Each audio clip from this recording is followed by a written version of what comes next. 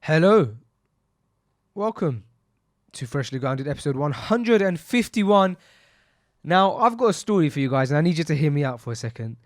I remember when I was studying my A-levels, the first year of A-levels, I got an E in one of my subjects. Now, don't get me wrong, I got 2 A's and a B in the others, but I did get an E in one of my subjects. And let's focus on the E for a second. I got an E. I don't want to say what subject I got the E in, but I got an E. At that time, you could actually drop an A level. I don't know if you can now, but I dropped it and then I couldn't take it. The point is, though, got an E. Now, at the time that I got that E, I reckon that if there was somewhere I could go to just ask questions based on my exam paper that I felt was stupid. Like, for example, I felt like I couldn't approach my teacher with it because the teacher had been teaching it every single time, that if I ask a basic question, I'm going to feel stupid. But I feel like if I just understand that, then it will start like having the domino effect. I'll start understanding the other concepts in that subject. But I didn't have that. Now, this problem doesn't have to last any longer. Why? Because I want to talk to you guys about Exam Q&A. Exam Q&A is a website, which by the way is free, which is basically like having a tutor, but without having to pay for a tutor.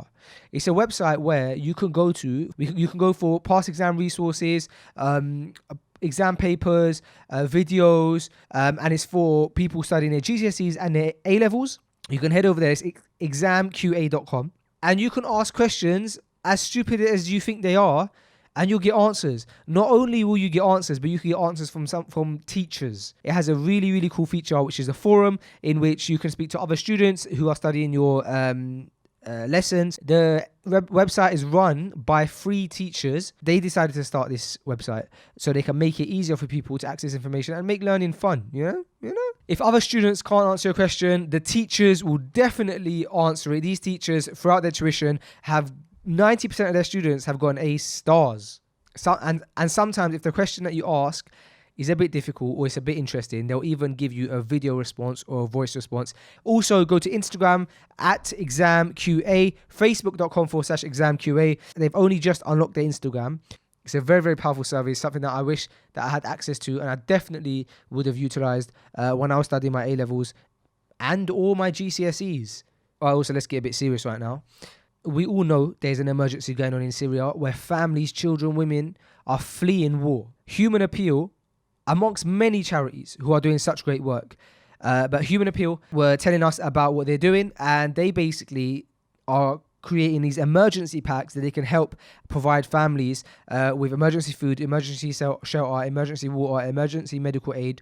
These are families who are fleeing, they're trying to get out, and you can help. If you go to justgiving.com/freshly-grounded, you can see the different tiers. I believe it's £75, £165 or £160, and in the middle tier is £100. I feel like the £100 one is a nice round figure, and also it's the one where you can provide an emergency pack, which is the one I just spoke about. So if you want to help out, and I believe that we all should, go to justgiving.com/freshly-grounded and donate towards Human Appeal via that link.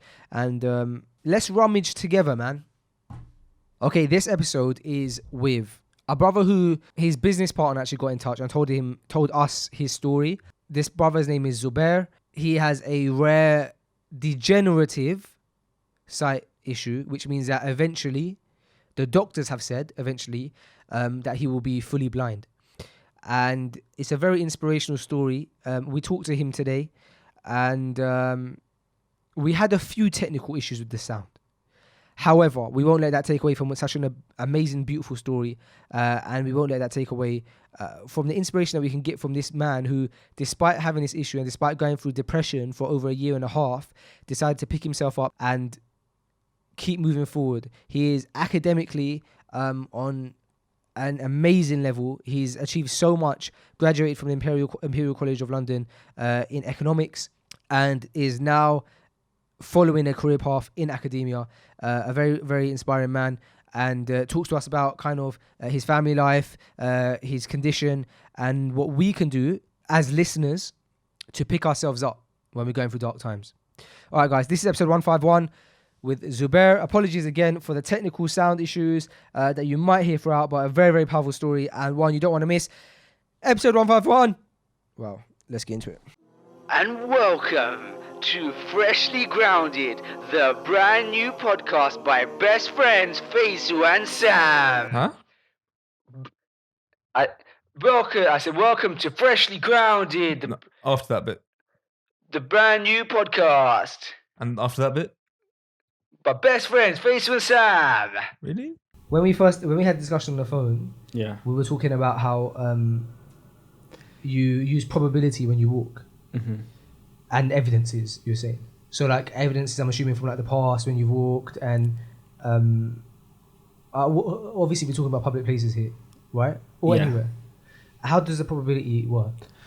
I mean, since I'm using probability and calculations, of course, there's always a chance of error, and even if I'm 97.5% sure, there's always that 2.5%, and since I do have to walk a lot, something's going to happen one time or another, and that always gives you a bit of nerves, and it does hit your confidence. I'll be honest, so it might hit your confidence a little bit, but alhamdulillah, I have a lot of good brothers and family around, which always usually take me where I need to go, so it reduces a lot. And of course, I do use a white stick to help. I left my white stick outside, but alhamdulillah, I've got Zisha with me today, and he's my stick for today. Alhamdulillah. So how do you benefit? How can you maximize the use of the stick? If I be honest, so the use of the stick is mostly for someone who's totally blind. And of course I'm severely sighted, so I don't use the stick for its main purpose, which is to feel the ground and walk. So I use it more to let people know that I have got a sight issue, and just I might bump into them, or it's better if they move out my way. But for me, it's important that I have it, especially when I cross roads, because of course 97.5% when you're crossing a road is not a very high percentage. 97.5% is how much you could. How sure I am about where I'm walking, and how confident I am what I can see. And where did you come up with the figure 97.5? It's something in my life experience. So I just know how often something can go wrong, and I think as I mature, it's become smaller and smaller. So I'd say.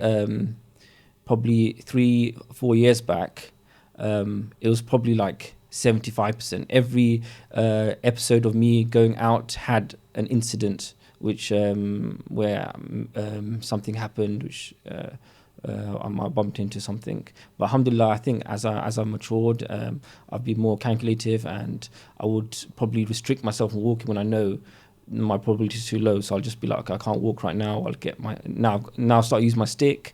I'll just get my stick out.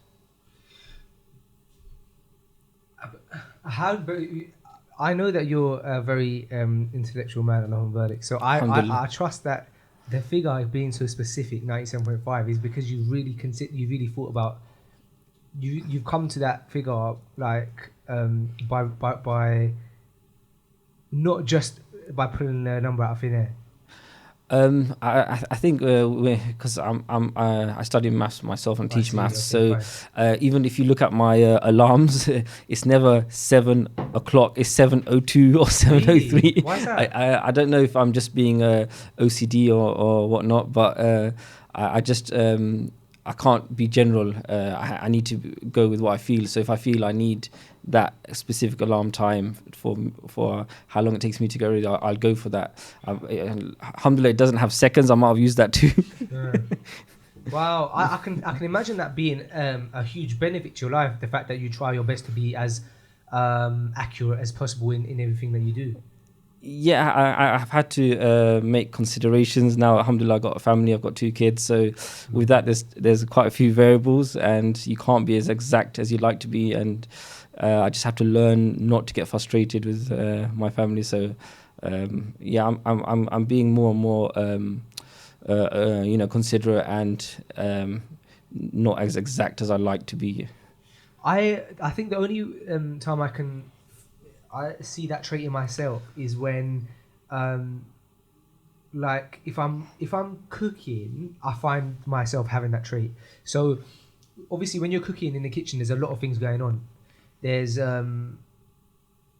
like depending on, like, for example, let's say for example if you're making a pasta, like I know that I need to boil the kettle so that the water's boiled before I even just pull the pasta out of the drawer, because that's a few seconds in which I'm going to be sitting around doing nothing when I could have, knowing that the kettle's going to take 3 minutes to boil, that gives me 3 minutes to do other things. Whereas I'd hate to do everything and then put the kettle on boil. Now I have to sit around 3 minutes for the kettle to boil. So I see that trait in myself when I'm cooking only. Probably. Yeah, well, mashallah, I think we're very similar in that case, because I know when I in the early mornings when I come to make my son's milk, I put the milk in a glass and start heating up while I'm washing the bottle, because I don't like to be standing there doing nothing. So and then I'd put the milk in the bottle and the bottle's clean. So yeah, I think in that sense we're quite similar. Yeah, so sometimes I get agitated when like things are not done that way. Like I once or twice I've rang my missus, like, and I know that I'm, for example, 7 minutes away from home, and I know that it will take, for example, 4 minutes for like my let's say for example I have any instance. I'm not the type of tyrant who's like, where's my food, blah, blah, for dinner. But I know if I ain't eating since 12 and I know I'm getting a bit, I'll probably ring and I'll say, can you put this thing is going to take like this long in the oven, like 22 minutes. Can you at 4:47 put that in, and I'll be perfect. As I walk through the door, it's going to be nice and ready for me, and I take into account how long it to cool down. Sometimes I do that. So for me, it always seems to be around food. Subhanakallah. First thing I go home when I speak to my wife, I'm gonna say I found someone. I'm not the only one who's a bit crazy. Yeah, but that's the only thing I'm like that in. I think that's the only thing. Generally, I'm bad with times and stuff. But let's track it back a bit. So you mentioned that you teach maths and stuff like that. So if we go to the very beginning, because I know that in your story, obviously a massive factor of your story is your partial blindness. So when you were born with a disability, or is it something that came over time because of an illness? I've got it's a genetic problem, so I was born with it, but it's a degenerative disorder, so it's progressive, and the doctors predict that I will eventually go blind, but they don't know for sure. They don't know how the gene works. It's a very rare disorder. The genetic name is senior locum syndrome.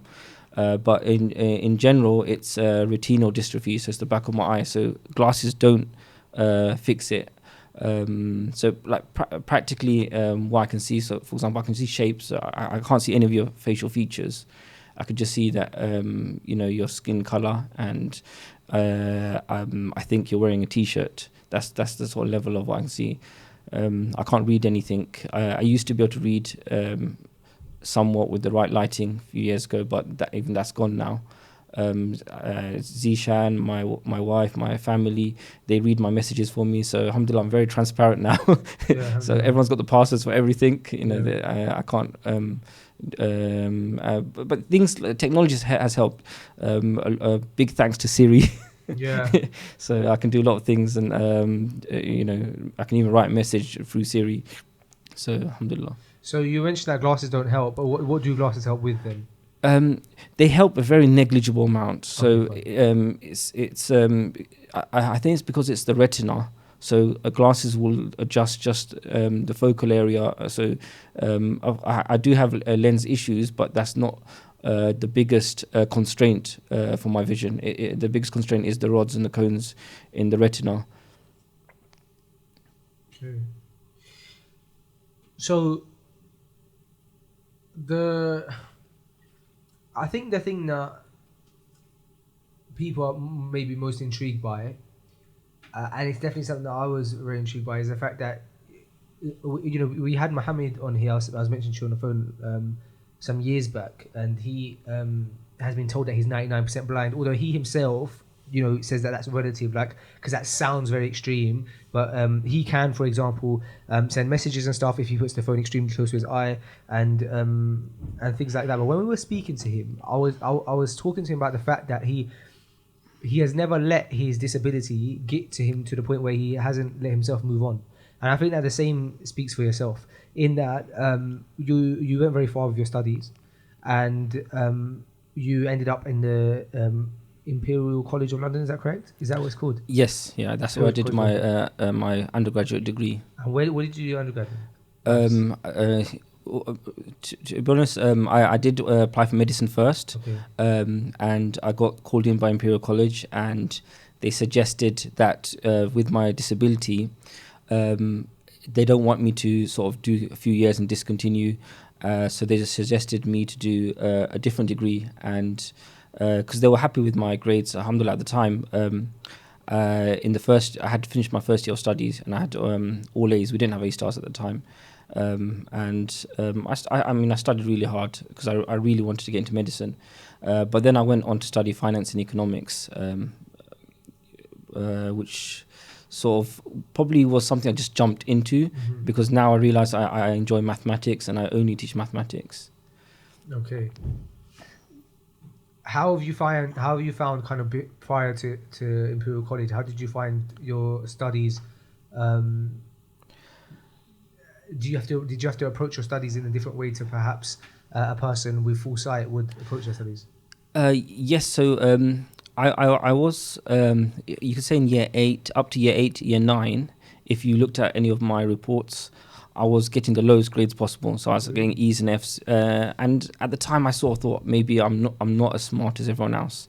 But as I matured towards the end of year 10, I realized I need to start doing independent learning, because I can't see in the class. I won't be able to learn. So alhamdulillah, I managed to find some books and started learning beforehand, and that helped a lot. And that changed everything around. I went from getting E's and F to alhamdulillah, across my A levels, I got 100% in most of the exams. So it's just that sort of maturity helped me realize that I need to manage my eye problem, and not just sort of let it get me down and accept it as it was. Yeah, I had to do a lot of independent learning. Do you find that when you graduate from somewhere like the Imperial College of London, because it's seen as like quite a prestigious place to graduate from, that there's like a pressure on people after to have to almost instantly get a job that kind of backs where you studied? Do you get what I'm saying? Like, yeah, definitely. Like straight away you have to get like a very high-end job in the city. Yeah, I think you hit the nail on the head there. That's exactly what I went through. Sort of a lot of my family, friends, they were expecting me to get a very good job, and when I was applying to jobs, I realized a lot of them I'm going to find difficult with my disability, and I didn't want to go into something which I'm not going to enjoy on a daily basis. And I did. After university, while I was at university, I was very confident, being there, but I did lose a lot of confidence again. Why is that? It's I think after working really hard, you expect even yourself to have a good job and be rewarded with a good income, and that wasn't happening for me. And most interviews I went to, sort of explaining my sight issue, I wasn't enjoying that process of being interviewed for all these jobs. Well, what was happening in those interviews though? That do you feel like you were directly being looked at as someone who you weren't being looked at for your accolades, but you're looked at as a person with disability? I don't want to say that the companies let me down, because they had things in place for disabled. It's just it was probably myself sort of trying to. I wasn't taking on board what they had, and I didn't enjoy the whole process of them explaining to me, okay, we can do this, we can do that, and I'd say at that point I realized I wasn't strong enough, and I went through a phase where I wasn't working and I became a bit to myself, and I lost a lot of that confidence I gained after I got my grades and I went to university. Were you married at the time? No, I wasn't married at the time. No. So how did you deal with like that kind of down time? Would you say that perhaps how would you describe that period of your life? I think I needed time to realize that I need to sort of get out of this rock bottom, you could say. If it was in the first week, someone just explained it to me, it wouldn't have worked. I needed that time, and the time probably could have been a bit less. It was probably a year and a half to nearly 2 years, where I sort of, alhamdulillah, managed to turn it around. Do you feel like you experienced that rock bottom, as you say? Do you feel like you experienced that because you had put pressure on yourself to go from uni to having a job that is worthy of your degree, or do you think that's because of society, family, friends, their expectation of you, or do you think it was a mix of the two? I would say a mix of the two, probably more of myself. I wanted to sort of better myself, and I was competitive, and I didn't let my disability stop me from being competitive. I still wanted to be the best amongst my peers and get a really good job and be sort of proud of my accomplishments. I didn't want to say to myself, look here, I'm disabled and what I'm doing is fine. I never wanted to do that. I feel like it's a very common problem for many people, in that when we have expectations of ourselves that are very high, if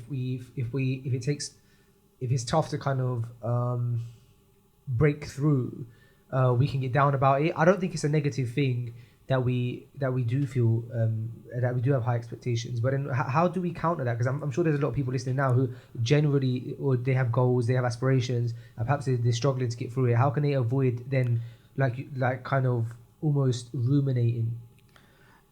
I think you have to just sort of face your problems and not emotionally get down with them. So when it happens, be tactical about it. It's emotions which usually gets you down. So you just need to hold your emotions together and go out there and do something. Because I could have easily carried on probably sitting at home, and I think it's when I started sort of teaching and I started tutoring, and doing that sort of gave me a lot of confidence, especially when my students were doing really well. When the first year when I was teaching at home, and because I was at home, I wasn't traveling, so it wasn't a big pressure on my eyesight. And when I was teaching lots, I had a whole group of year 9s, and I got really into it, and I challenged them, and they started doing really well, and I made them sit their exams at the end of year 9, and alhamdulillah, all of them got A stars that year. And I think that was a big turning point in my life, when I realized I was able to benefit all these students and make them achieve something which I think a lot of students would say that was a really high achievement. So where was the transition from like maybe tutoring one or two people to starting your own business in tuition and academia and teaching? My father is a businessman, so I think business sort of runs in my blood. So I thought of opening a centre. Alhamdulillah, the first centre we opened is in Barking. We called it London Science College, and that was doing really well, and now we could benefit a lot more students at the same time. So I met a like-minded person in the masjid, alhamdulillah, my business partner Ahmed, and we started a centre together. And he also saw past my eyesight problem, so he recognized my talents in teaching, which helped, and we went on, and the centre did really well in our first year.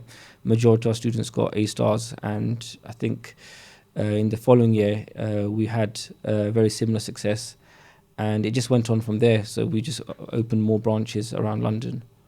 You said that Mohammed looked past your sight problem. Do you find that do you find that people often look at you first with someone who has a sight problem, and I can imagine that getting frustrated. Or perhaps a better question is, what is perhaps one judgment that people make of you that can frustrate you? I think Does it make sense what I'm asking? yeah, it makes sense. And For a podcaster, I'm awful at asking questions. Marshall, your questions are very good. And Barakallahu it's a lot of the times you're hitting the nail on the head. So I've had issues where, because of my sight problem, I act clumsy sometimes, and of course, clumsy, it can be stereotyped with someone who's not very smart. So I might drop things a lot, and of course, it's because of my eye issue. But a lot of people can just look at that and see that I'm maybe a bit clumsy. Right. So it does happen, yes, definitely. I bump into things. But now, as I've matured, I sort of try to not put myself into spaces where I might do something like that, and I'm more comfortable to say that, look, I won't walk this way, rather than just follow everyone and just carry on walking. So I'll just hold back and say, no, I can't see very well here. I'm not going to walk this way, or I won't try to go and get some food on the table if I know that I might drop something. So it's a lot of a maturity which has sort of changed me, and I think it's important to think like that, rather than going ahead and trying to do what everyone else does and then dropping something and then losing your confidence again. So I'd say for people with sight issues like myself, do things that you're comfortable doing, rather than trying to do what everyone else is doing and then sort of losing that confidence. Do people come to you for you mentioned that people, some advice for people with sight issues? Do people ever come to you for advice to other people who have sight issues, and have you mentored people? I've alhamdulillah, I've had the chance to mentor a lot of students.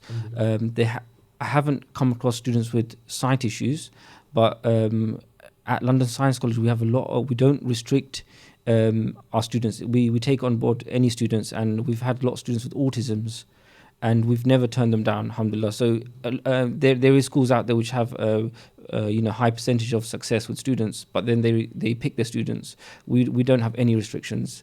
We accept anyone at any grade, and we try our best with everyone. And so when I've seen people with disabilities, and a lot of time, like I said, it was autism, I wanted to give them confidence, and I wanted to tell them that they can do it, and I wanted to enable and facilitate their learning, how I think it will benefit them, and how I think what they need. And I know it's quite dynamic with autism; it's quite a broad thing.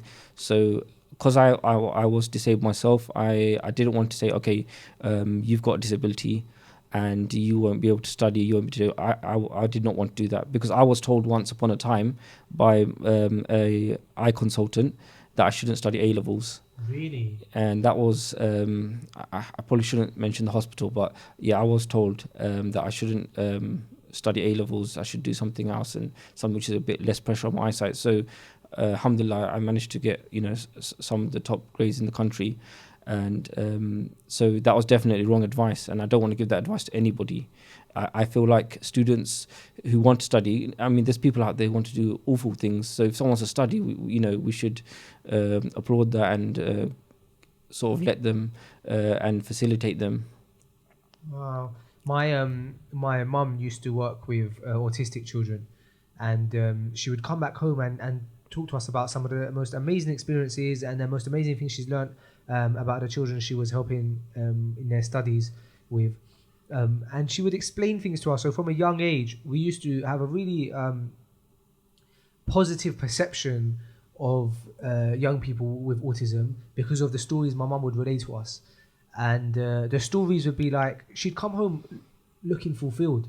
Like, she'd say, for 3 months, the kid that I'm currently working with one-to-one just hasn't wanted to interact with me or work at what he's working at, and today I finally made a breakthrough. And she would be so encouraging to them, and she would really never let things get to her, because her overall goal is that she just wanted to empower those children. And alhamdulillah, she managed to, before obviously they move on, because as they get older they go on to other years, other classes, other schools, etc.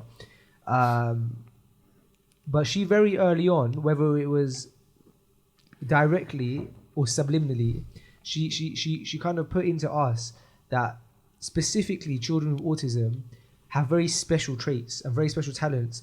And she loved that about the children that she worked with, man. And so it's amazing to see that you encourage people with disability in general to study or to try and achieve, their goals, rather than kind of saying, look, this is not gonna help you in your case. So you had the tuition center, and that's something that you still have, correct? Yeah, alhamdulillah. We've opened a few branches now in London, and they're doing really well. So we plan to open more branches. This year we were looking to open a branch in Luton and Whitechapel, but we just put that on hold because of our website, which we're spending most of our time on right now, Exam QA. So inshallah, we will look to sort of carry on opening more branches and try to help as many people as we possibly can. So what's the idea behind Exam QA? Can we speak about it, or are we going to stay tight-lipped on it until we got the nod? We got a nod from the big man. So alhamdulillah, we're good to go. Yeah. So what's the idea behind Exam QA? What is it going to be, inshallah? Has it launched yet? It's been launched. It's just we're just uploading all the content now, but it's ready for students to start using, and inshallah in the next couple of weeks everything's going to be on there. So I feel like it's everything a student needs. That was the aim with it. And so you have your resources, you have your learning videos, and the most important thing we have on there is a forum, because I know students at home, they might be stuck on something, but they can just go on the forum and post questions, and alhamdulillah, all the questions ever asked on the forum have been answered. So especially, I know people might be on a tight budget in terms of private tuition and private schooling. So here's a free service where they can just at home just go and then ask questions, anything. It's not just questions, it's advice as well. It's just very open in that sense. Who asks the questions? So students, they can ask. Sorry, who answers them? Sorry, apologies. So the questions, we encourage, we've got a lot of our top students on there, so they're using it. So we encourage them to try to answer questions. If they answer correctly, we leave it. And if they're not, usually one of us will step in and answer it correctly. So myself, Mohammed, Zishan, and a lot more we have in our team of teachers. So somebody will go on there and answer it. I see, so you're able to moderate it, basically. Yeah. And even for university, I know a lot of people are very confused about what they want to do at university. It's so common that they have no idea, because I think in schools it's not talked about enough, career paths. So we've got a bunch of articles on there, and more articles we'll release, inshallah, sort of helping them make that decision, what's right for them. So the students that can go on Exam QA, is it just GCSE and A-level students, or can university students, do they have access to that content for them as well? At the moment, resource-wise, is GCSE and A-level, but the forum for anybody, even if they're not even at university, and it's just if it's just for like social purposes, you just want to go and ask a question. If it's about, people have been talking about the coronavirus on there, so it's open. We just want to create a intellectual community to discuss things, and so yes, open to everybody. How's the feedback been? Alhamdulillah, in terms of questions answered, we've managed to answer everyone's questions and explain them, sometimes even with video responses. So it's been really good, and we hope to sort of benefit as many people as we can. So with Exam QA, on the side where you get, so on the resources side, you can access like past papers. You can get your questions answered. So, what about, for example, would you ever expand it to like outside of maths and science, or can you expand I'm talking about the resources rather than just. Maths and science resources, because what it is we're with the tuition centres we're running, we created all of our own resources. We could have easily just stuck to books, CGP books, but we had a passion for how we think things should be explained. And alhamdulillah, myself and my business partner Mohammed, we made our own resources. It took a lot of time, but we wanted things explained and things taught the way we felt it would benefit the students the most. So we made our own sort of question packs, inspired by different questions, yes, but we made all of our own resources. So the resources been made over the last 3 years and been used at our centres. So all of that's going to be on there. And now we're working on English resources, and Amazing. inshallah soon we'll have resources for all the subjects. Okay, so if a person wants to, so let's say if a person is studying in their GCSEs or A levels, or a person is a parent of someone who's studying for GCSE and A levels, and they want to be able to download resources, get past papers and stuff like that. So is it all available without signing up? So the only thing that you need to necessarily sign up for is the forum. Yeah, if for the forum, it's better that you register and ask questions. But generally, everything's doesn't require sign up. Everything's free on there, alhamdulillah. Well, can I just mention that the fact that you have the domain exam career, that's solid. I can see Zishan's proud of that one. And I'm like, how did that come about? Really? No, but it's hard to get a nice domain like that. I think after we came up with the name, we wanted to stick to it, and so we had to pay a lot of money for the domain. But Okay, I see. That's the story. How did you so you're happy with the name, yeah, and that's it? You thought, all right, we need to acquire it by any means yeah, necessary. definitely. I think the name is very important. How crazy is it? How expensive domains can get? I remember someone bought a domain once for I think someone I know had to buy a domain for like £100,000 once.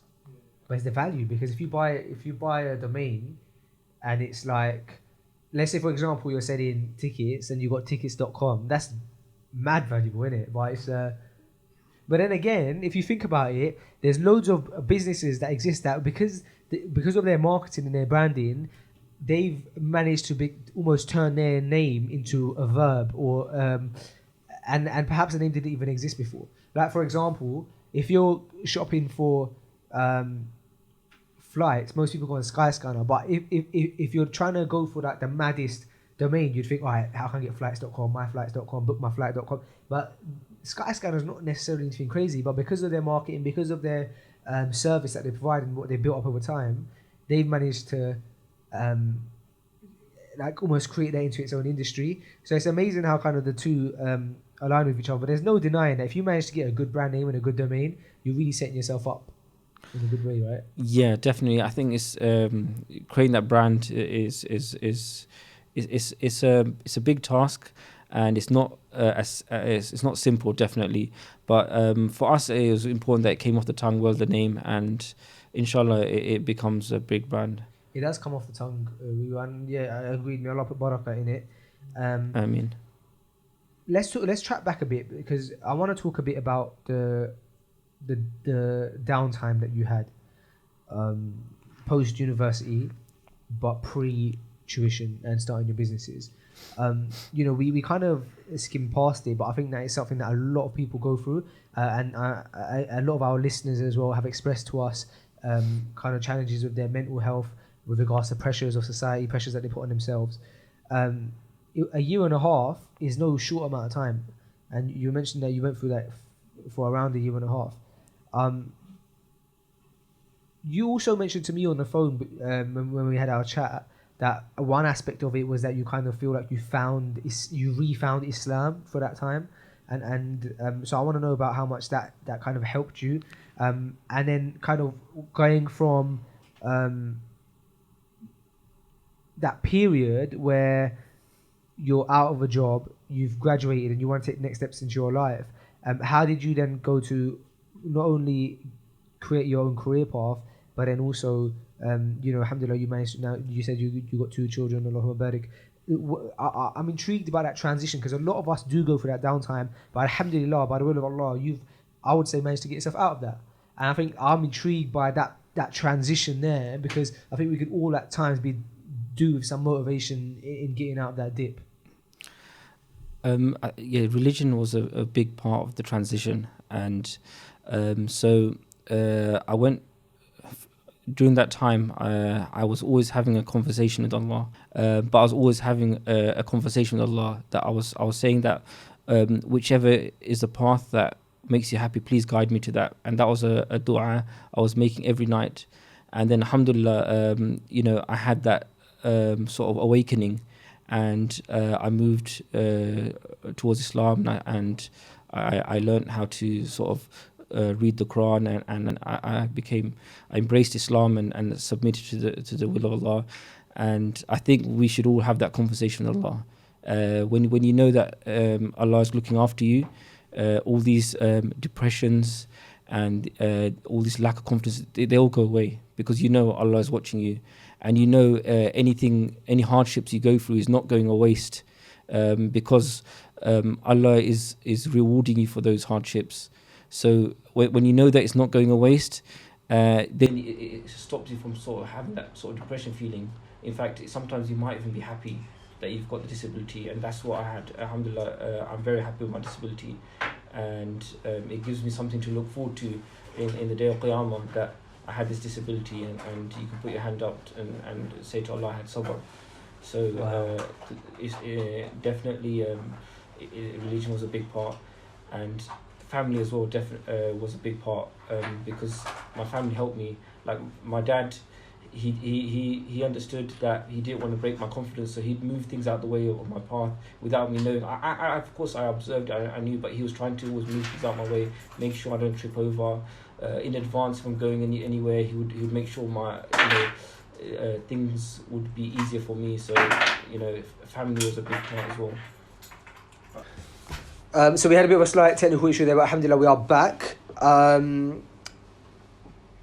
So Zubair, we were my kind of original question before we had that issue was with regards to kind of the period, the downtime that you had, and kind of how you managed to get out of that. And you mentioned that you changed your perspective in that you were grateful or that you are grateful, I should say, to Allah for the issue with your sight.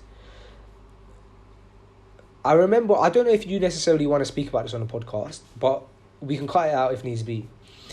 And it's that you mentioned to me on the phone when we were kind of having a brief chat, you mentioned that you found that there was a time where you decided that you want to start a family. And at the time that you decide that you want to start a family, it almost came across like families were making excuses, but the real reason that things didn't move forward was because of the issue with your sight. Do you wanna expand on that a bit or not? Yeah, sure. I don't mind talking about my issues in terms of finding a partner for marriage. And a lot of people who considered me, a lot of the time at first, disability wasn't an issue, but it always turned out to be an issue. And during that phase when I was sort of a bit down, this kept sort of keeping me down, and that's why probably something which will last 6 months ended up close to 2 years. So I think with a lot of people, they're very worried when their partner's got disability, because maybe they don't understand it, or I can't really put my finger on it. What made them sort of decide that having a partner with disability might be an issue? I think a lot was family pressure as well. So I sort of like I considered a lot of people, like just in the first few conversations it was always okay, but yeah, it always progressed to the disability being an issue. Was it like overt? Sorry? Was it overt, that conversation? I think nobody wants to sort of say to you that your disability is an issue, so it was always an excuse, but it was very obvious what happened. So, but I like I said, I'm not upset with anyone who I spoke to in the past. I understand that it's not an easy thing. Even me tackling my disability myself wasn't easy. So for other people, bring a person with a disability into their life, is there's loads of issues to think about. But alhamdulillah, I managed to find a good wife who sort of already knew about my disability. At the end, I got married to a cousin of mine. So and she saw past that, and it's we've had a really good relationship since. Oh, you had a good relationship since. So I thought you were gonna say like that you had a good relationship since a certain time, and I was thinking, oh my gosh, don't say that. Just say you had a good relationship since, and you, and you did. Alhamdulillah. So let's get up to date now with times. So we've discussed your time at uni briefly, and then what you went on from there. So where are you at now? So we've got exam Q&A. I was about to say Islam Q&A. You've got exam QA running, and you've got the tuition centers. What's the long term goal? Are we planning to just transition fully over to exam QA? With my site, which is Degenerative, so I have time is a big issue. So there's lots of things I want to do, but before I fully lose my sight, I want to spend a lot of time with my children. So with me, with opening more branches of London Science College and exam QA, it's sort of freedom I'm looking for. So I want to sort of spend a lot of time on my businesses now. And I want things to move fast in my life, so I can, before I fully lose my sight, I can spend time with my children and my family. So that's why we're just racing through stuff. We don't want to wait till next year for exam QA. We want to do everything now, and it means that I have to sacrifice a lot of time with my family at the moment. But hopefully that leads to me spending more time with them later. Do you find that your partners and your business partners share the same goal and vision as you with regards to that speed, so that you can have that ultimate goal? I think I hope it won't be an issue with them trying to do things fast, but it can't really be a bad thing, because we've got with exam QA, because of our tuition centres, we've already got all the resources ready, so it's just about putting it out there and sort of getting it going. And inshallah, if I do lose my sight, I'll always be there for exam QA, but I won't be having to spend my whole day on it. At the moment, we've been working 16 hours a day on it, I'll be honest with you. We just want things to be perfect.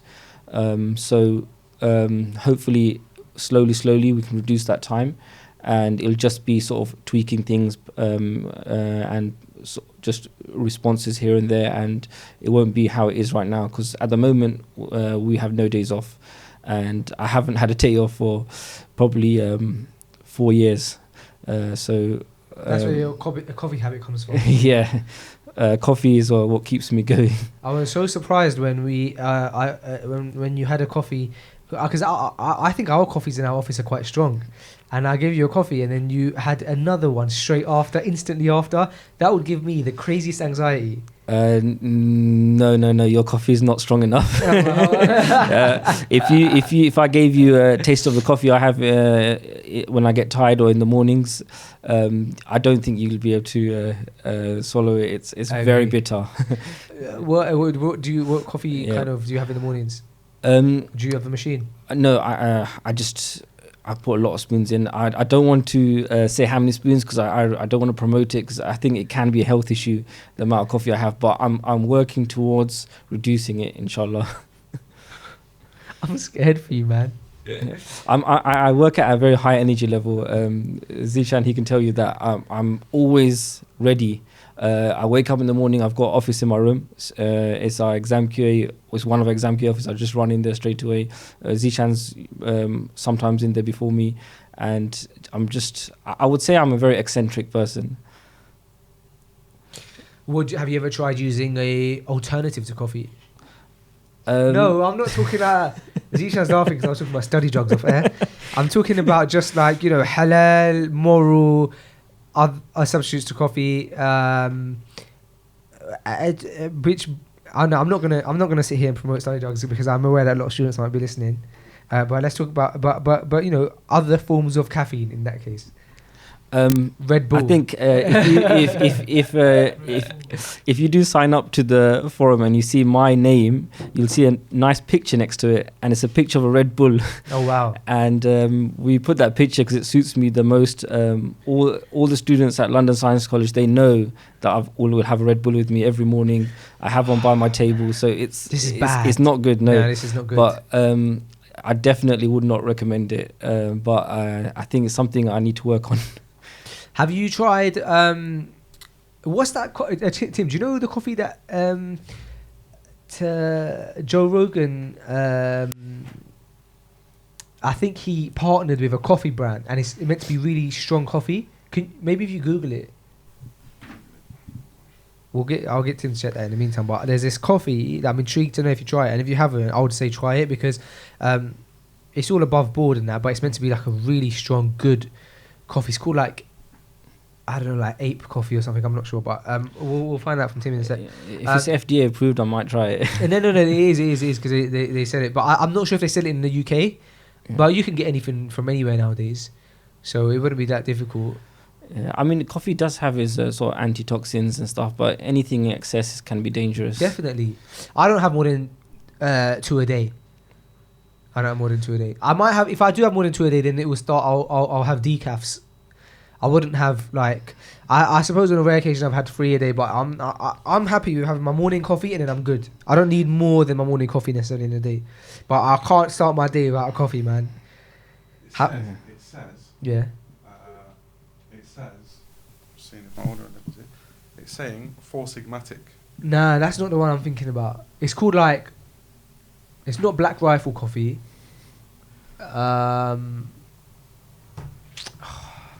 It was the coffee that he had on his podcast when he did an episode with Russell Brand. I don't know if you'll be able to find it because it's quite a specific thing. Caveman, that's it. Yeah. Caveman coffee. And it's meant to be super strong, right? Yeah, it looks like it. Yeah, it's Caveman coffee. I'm definitely going to try that. Check if is that available in the UK? It's on Amazon, I think. Is it? Yeah. Amazon UK. Yeah, Amazon UK. I'm just having a look. I would have said let's order you some, but I don't want to feed your addiction here. However, if I would say try it out at Caveman Coffee. I want to know what it's like. Yeah, definitely. I want to give it a go. What is it? Is it instant coffee or is it like beans? Beans. Okay. There's a cold brew nitro cold coffee as well. They have. Hold on. As long as it tastes better than the triple espressos I have from Costa, then I'd definitely give it a go. Do you like the triple espressos? I think it's just a fuel for me. So I don't taste it. I just down it. Zubair, man, we need to get you help. And this is coming from our podcast is called Freshly Grounded, yeah, and it has a dual meaning. But one of them is to do with the fact that we both enjoy a coffee. However, we need to help you out. That's too much coffee, Zubair. Yeah, I'm working on it. I'm definitely on the way down. It was probably at its highest couple of years into starting our businesses. So inshallah, it's on its way down. Can you just tell us what the highest was? I just have to know. Just tell us in terms of cups. How many cups were you back in the day? Okay, I might have had 10 cups. Oh, Zubair, 10 cups of coffee. Before the evening started. Before the evening. It's yeah. So, alhamdulillah, it's on its way down, and as I'm less and less needed in the businesses, it's gonna go down. Alhamdulillah. I don't need my coffee to play with my kids, so. See, that's what because that's genuine enjoyment that can keep you up in it. Alhamdulillah. How old did you say your youngest one is? My youngest is 1.5, and my oldest is 3. They're Abdullah and Abdul Rahman. Oh, Abdullah Rahman. If you know the hadith, then you know why I chose those names. Yeah. Allahu Akbar. Alhamdulillah. So, boys. Alhamdulillah. Boys, would you? How are you finding bringing up young boys? My little one also is a boy. Alhamdulillah, but he's only 4 months right now. It's difficult. They fight a lot now. So they got to that stage, and it's been in the past 2 months. They full on wrestle. They full on wrestle with each other. Yeah, the 1.5-year-old takes down the 3-year-old. No. My 3-year-old, I think he's been smothered a lot, so he's a bit more soft. And the 1-year-old, he goes for it. He will do a run up headbutt. Wow. On him. So it's very dangerous. You know what you're saying about the older one being smothered a lot and therefore kind of he's maybe softer. I think you might be onto something there because my sister also, she has 2 boys, and the younger one, she says like it's almost like he raised himself because obviously he has his older brother around him, so he learns a lot from him, and then whereas the first child, I think like you do even in our experience, we're very much so like attentive to every need. Whereas I'm now, as he's getting older, realizing the things that we've been maybe too attentive to in the past, where it doesn't necessarily, like, it's not so that every time he cries it's because he needs a feed, for example, you know. Sometimes they just want a bit more entertainment. Sometimes they want to move around, they want to walk around, like they want to be carried around and different things. But and I suppose by the time you have your second, I'm imagining you, because you've learned those lessons with the first, they are a bit more independent. Am I right in thinking that? Yeah, definitely. I think we've with my first son, we were always worried every little thing. We used to rush him to A&E. Yeah. So now I think we're a bit more experienced.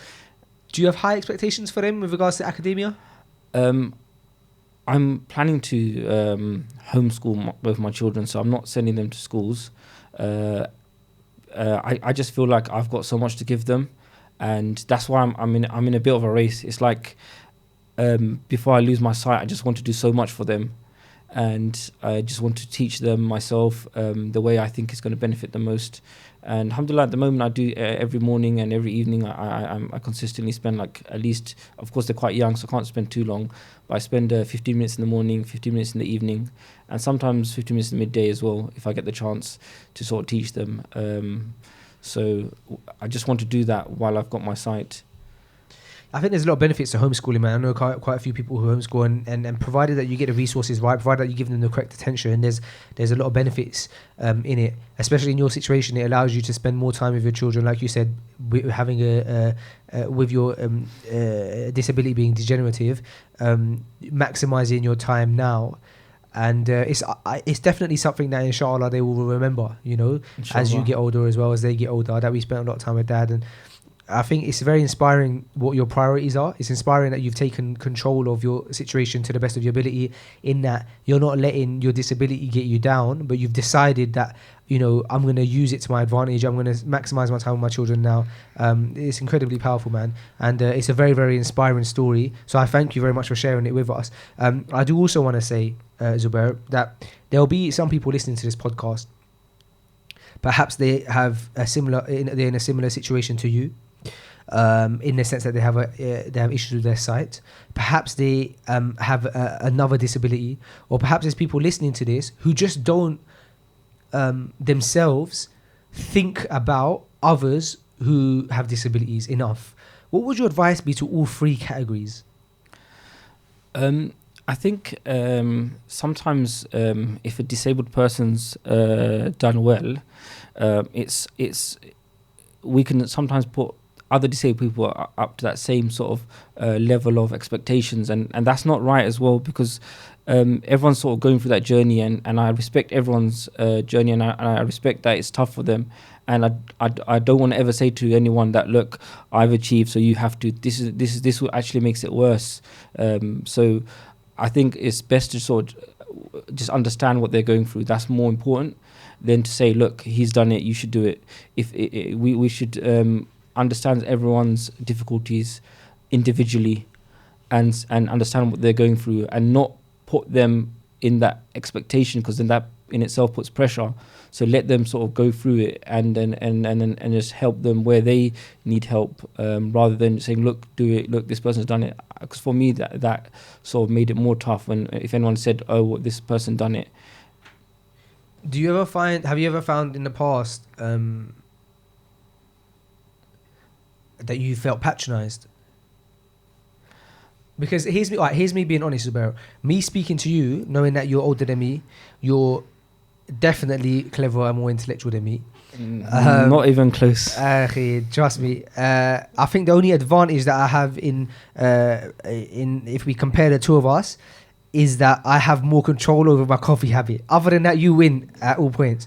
But in knowing that, for example, you're older than me and then you're more experienced in life than me, you're in my eyes much more clever than I am. I have a fear, and it's me being open and honest, of ensuring that I'm not patronizing in our discussion based on the fact that you have an issue with your sight. How do you recommend that someone like I tackle that? Yeah, so I think it's very difficult. Honestly, it's not something you can get right. It's just it's very dynamic.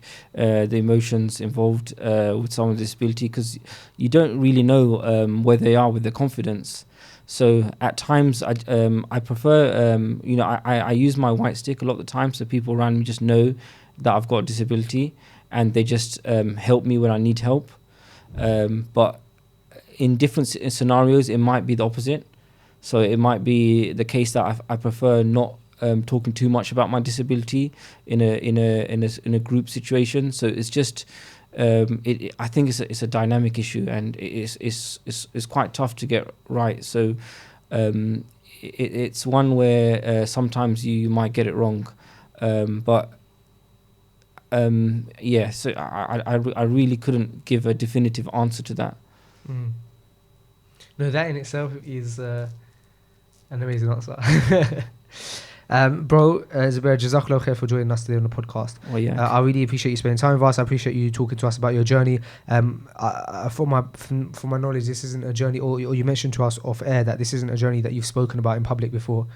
And so I'm grateful that you chose Freshly Grounded to discuss that, to discuss your experiences. And my hope is that people listening who are affected by kind of similar scenarios, whether that be someone in their own family or friend circle that has an issue with sight, or they themselves are going through it, can have a beam of hope in knowing that, you know, somebody like yourself not only goes through it, but is, like you mentioned earlier, grateful. You're persevering, and you're trying to not only live life, but you're trying to live life in terms of excellence, running 2 businesses, as well as trying to be the best father that you can to your kids. It's incredibly inspiring, and I pray that Allah gives you good in this life and the next. Ameen. Barakallahu feek. All right, guys, this was Freshly Grounded, and we out. Yes, of course you can.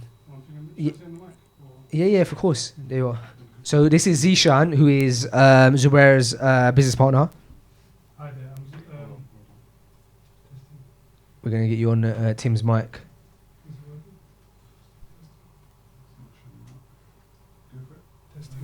Testing. You might just have to speak a bit louder.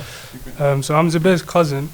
I'd just like to say, I think watching this podcast is quite inspiring is just listening. I even know Zubair, and just listening to it, I was quite inspired. Even though I probably heard most of it before. And I feel like people without disability, I feel like they need to be more aware of people that do have disabilities, because just recently Zubair was telling me a story about how so he went to Bangladesh because of our grandfather passed away recently. May Allah grant him Jannah, I mean. And just that in itself, when you think about it, this guy is about to go blind, and he got the ticket to go back to England by himself. Now, if you think about that, you know, this person is he's about to go blind. Just picture it yourself. You close your eyes, you walk into an airport. What do? Do you go left? Do you go right? Do you go forward? And it's just people like us, we need to be more aware about people who have these disabilities, and you know, especially if it's so obvious, you know, someone's holding a white stick, just try to help them somehow, you know what I mean? He's even telling me he got lost for an hour and a half. Think about, you know, being lost for an hour and a half, you can't see anything, you're in an airport, you got a flight to go, you got a business to run the day after. How many emotions must be going in your head? You know, I feel like just people like us, we need to be more aware of people with disabilities. And it is hard, it's not obvious when someone's got a disability, but, you know, it's just a lot of things that he's mentioned.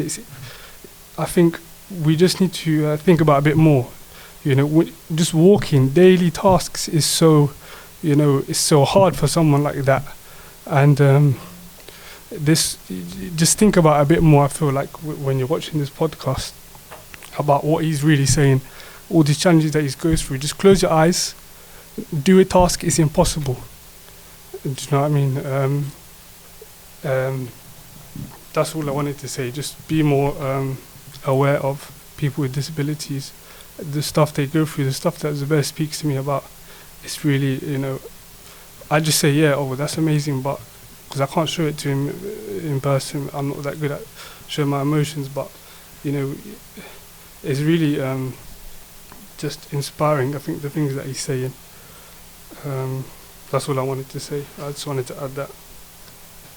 Barakallahu feek. I tried to get the camera on you so that we can not only hear your beautiful words but see your beautiful face, Akhi.